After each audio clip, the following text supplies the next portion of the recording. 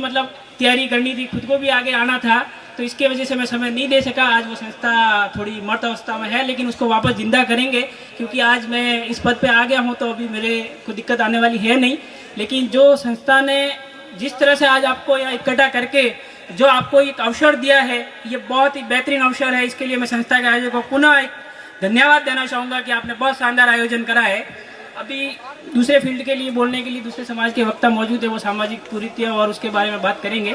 मैं आपको केवल जुडिशरी के बारे में बताना चाहता हूँ कि इसमें कैरियर के क्या अवसर है, क्योंकि जब शुरुआत हम दो लोगों ने कर दी है, अब रास्ता हमने आपको दिखा दिया है, उस पर चलने का काम आप लोगों को करना है। अगर आपको कहीं दिक्कत आएगी तो हम आपके साथ खड़े हैं, लेकिन ऐसा नहीं हो कि हम दो जने यहाँ आके रुक जाए और पीछे और कोई दूसरा बनने वाला नहीं हो, तो फिर वो मतलब नहीं है। जैसे कि निम्बाराम जी और भोलाराम जी बने, उसके बाद शायद एक और अजमेर से किसी का सिलेक्शन हुआ था यूपीएससी में, उसके बाद किसी का भी सिलेक्शन नहीं हुआ, तो इस पर भी अपन को विचार करने की आवश्यकता है।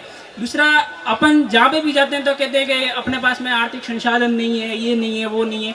मैं भी आप ही की तरह यहाँ पे ही सामने बैठा करता था, और जयपुर जाके मैंने कोविड के अवसर के दौरान 2020 से लगा के 2024 तक एक ही कमरे में बंद होकर मैंने अकेले तैयारी करी, तब जाके इस मंच पे पहुंचा हूँ। ऐसा नहीं है कि आप एक ही दिन में 15 घंटे पढ़ लूंगा, आज मुझे देख के आप तैयारी करना शुरू करोगे, तो ऐसा नहीं होता है, क्योंकि अपन खाना नियमित खाते हैं। अगर आप 15 घंटे एक दिन पढ़ाई करोगे तो वो काम का नहीं है। दूसरे दिन आप वापस जैसे कि इंजॉय करने लग जाए, कल मैंने 15 घंटे पढ़ाई करी, आज मैंने 20 घंटे करी, ऐसा नहीं होता है। अगर आप जुडिशरी में आना चाहते हो तो आपको एक नियमित तैयारी करनी पड़ेगी, क्योंकि लॉ एक ऐसा सेक्टर है जहाँ पे आपको आज धारा याद करी, कल आपको पनिशमेंट याद नहीं हो, भूल जाओ, लेकिन आप अगर इसको नियमित तैयारी करके रखोगे तो आप जुडिशरी में आ सकते हैं। इसके लिए मैं आपको सबसे पहले एक बताना चाहूँगा कि जुडिशरी में कैसे आया जाए और न्यायाधीश कैसे बनाया जाए।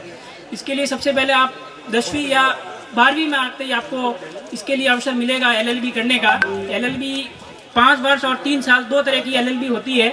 12वीं के बाद करोगे तो 5 वर्षीय LLB रहेगी, और अगर ग्रेजुएशन के बाद करोगे तो 3 साल की LLB रहेगी। इसके प्रवेश के लिए एक ऑल इंडिया का कॉमन क्लैट एग्जाम होता है, जिसके बारे में शायद मुझे भी उस टाइम जानकारी नहीं थी कि ये इसकी तैयारी कैसे करी जाए।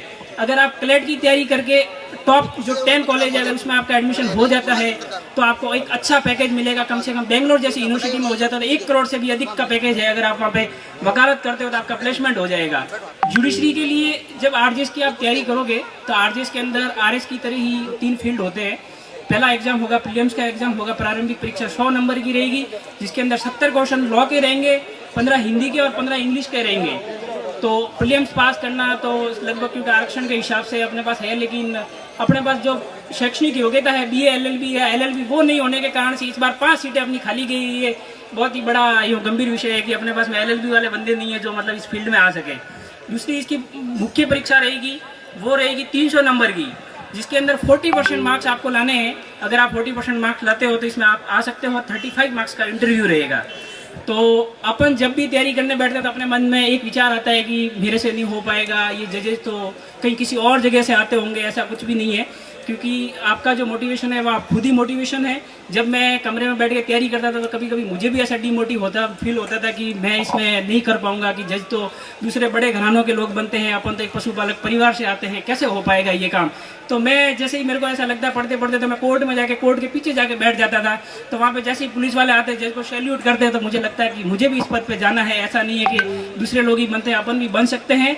और एक ये मान सम्मान और प्रतिष्ठा का पद है। अगर आप तैयारी करोगे तो आपको भी अवसर की कोई कमी नहीं है। बस आप एक कंटिन्यूटी बनाए रखें, और जो आपका लक्ष्य है, अगर आप फेलियर भी होते तो मेरा भी ये दूसरा अटेम्प्ट था, पहला अटेम्प्ट नहीं, पहले अटेम्प्ट में फेल होने के बाद मैं बिल्कुल ही निराश नहीं हुआ, क्योंकि मेरे पास खोने को तो कुछ था ही नहीं। मैं तो घर से 2 जोड़ी कपड़े लेके जयपुर गया था। अगर कुछ नहीं हुआ तो कुछ नहीं, वकालत ही कर लूंगा, लेकिन खोने का मेरे पास कुछ नहीं था। तो मैंने इसको मतलब एक अच्छे अवसर के रूप में रखते हुए जुडिशरी के लिए मैंने तैयारी करी कि पहले अवसर में नहीं हुआ तो कोई नहीं, जो कमी रही है उसको सुधार करो और पुनः प्रयास करो तो अपन को सफलता अवश्य मिलेगी। तो अगर आप फेलियर है, अगर आपको असफलता मिलती है तो उससे निराश होने की और घबराने की बिल्कुल भी आवश्यकता नहीं है। आपकी जो कमी रही है उसमें आप सुधार करो, आपको सफलता अवश्य मिलेगी। और अंत में मैं इस संस्था को पुनः धन्यवाद देना चाहूँगा कि आपने इतना अच्छा आयोजन करा, और धन्यवाद सर। बहुत बहुत धन्यवाद। नव चेनी।